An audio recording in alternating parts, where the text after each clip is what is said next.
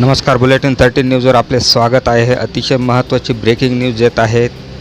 कोंढार शिवार हाकेवस्ती येथील मोर हरण काळवीट यांची शिकार करणारे यांना नांदगाव पोलीस निरीक्षक प्रीतम चौधरी यांनी केले रंगे हात अटक. यामध्ये 3 आरोपी पोलिसांनी जेरबंद केले आहे.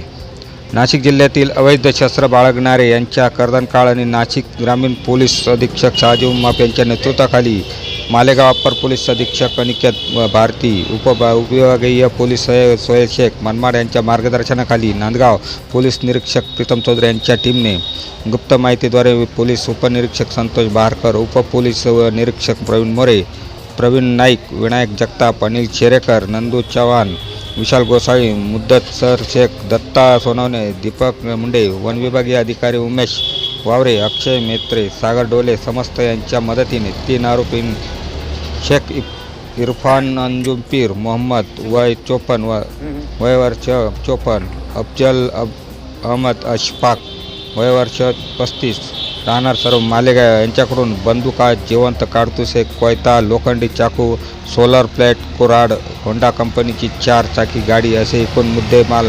6,40,000 रुपये जप्त करण्यात आले. गुन्हा रजिस्टर नंबर 2/2024 हत्यार कायदा कलम भारतीय 3/25.4/25 गुन्हा दाखल करण्यात आला आहे. आरोपींना न्यायालय येथे हजर केले असता पुढील तपास नांदगाव पोलीस निरीक्षक प्रीतम चौधरी यांच्या मार्गदर्शनाने केली गई. पोलीस उपनिरीक्षक संतोष बहारकर करीत आहे. बुलेटिन 13 न्यूजसाठी विलास कांबळे, नांदगाव. दिनांक 2/1/2024 रोजी नांदगाव पोलीस स्टेशनला एक माहिती मिळाली होती. एक संशयित CRV कार ही हद्दीमध्ये फिरत आहे.